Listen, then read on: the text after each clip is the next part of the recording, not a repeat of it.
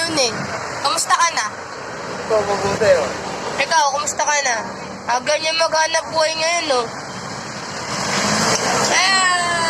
Gwapo ka. Nakapila pa yung mga yan. Today's vlog, nandito kami sa Pasay. Ano, kamusta? Oo, syempre. Para maganda lahat sasama ko. Diba?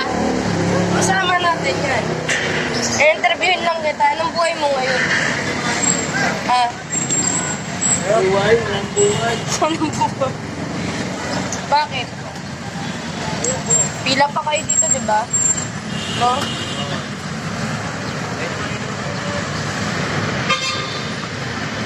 Babait ng mga yan, guys. Ito, sa may Sogo to, guys ha. Dito, pagka kayo gusto nyo magmamadali kayo, dito kayo sasakay din ng kuya. Patibol. Sa tamang hinala.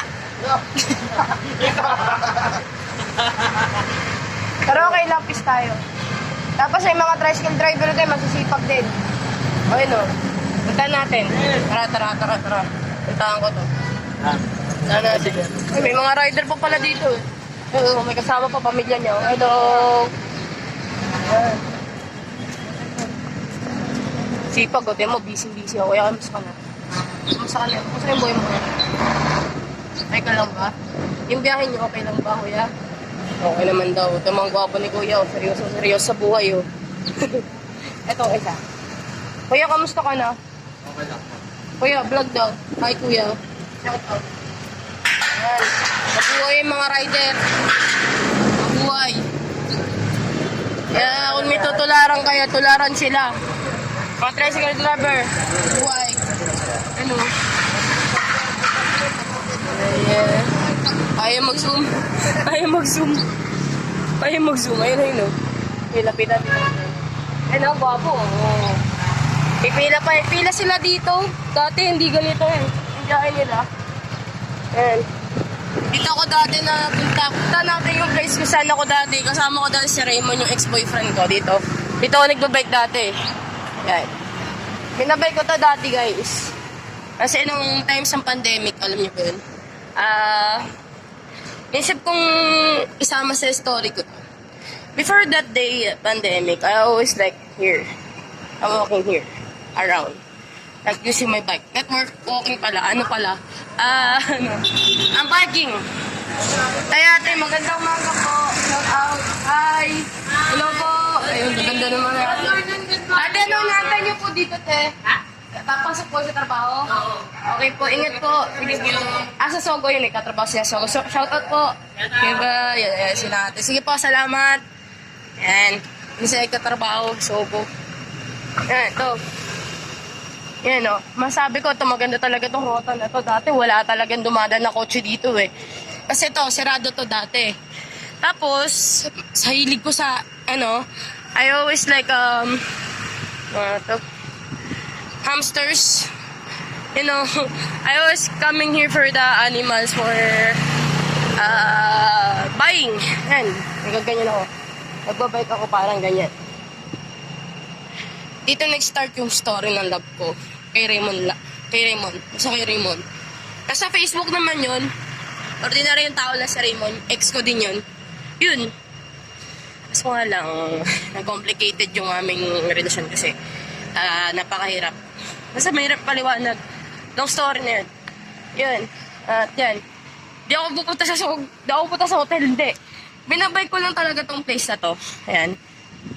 Tapos, itong rota na to. May mga nagtitinda dito, mga vendors. Kaya umaga ako pumunta dito. Why I'm coming here with morning because I'm exactly to know the details of myself before. Good. We just say that we just music only. I decided to share my story here on YouTube. Because in my next YouTube, just is comedy, here's reality in my life. Inukwento ko lang. Yan. Yung hotel, oh. Kamustahin natin yung mga tao. Punta natin. Hindi tayo magbubuk. Tignan natin yung reception ng place na to. natin. Hello po, magandang umaga po. Hi. Vlog lang. Magandang umaga po. Nag-vlog lang po. Nangangamusta lang. Wala, siguro loka-loka ako. Ito naman, nag-vlog lang. Sige, thank you. Salamat po. Grabe, no? Sabihin ko agad ng ganun. Mag-vlog ka lang, eh. Hindi man lagi nakatutok sa akin, syempre, Basta itong place na ito, dito pa ako tumira. Ito, ayoko na puntahan itong place na ito, eh. Dito nakatira yung ex-boyfriend ko, si Raymond. Yan. Dito. Tumira ako dito sa place na yan. Yan, looban na yan. Then ako, dito dati ako nakatira. Kasi, may ano ako dyan, may ex-boyfriend ako. Ng pandemic. Oh, grabe talaga. Tapos pagka magtitinda siya doon sa MOA, malapit doon, magpabike ako, bibili ako ng paninda sa, sa Divisoria, mga face mask, face shield. I'm just buying, then sell. Just sa 50 pesos above, I'm selling this face mask, face shield. Lahat yan, through all Pasay. Then, I'm selling every in Manila. Tapos nung natuto na ako maging vendor, pinamukha nila akong they say that I am just like this. Daw ako? Tayo sa araw kasi wala masyadong tao. Ako daw ay scammer. Kahit di naman. Yung pinasama nila kung anong pagkatao ko. Yun sila. Kaya yun. Itong place na ito naman. Tayo magtito. Dito ako nakapumisa. Tas nagiinom ako. Nagmumuni-muni ako. Kasi dati yun. Bago na tayo. Sabihin nito problemado ako sa love kasi yung love ko dati, pinipirahan lang ako. Kaya yun, isip ko na palikuran. Yun yung story. Thank you for watching.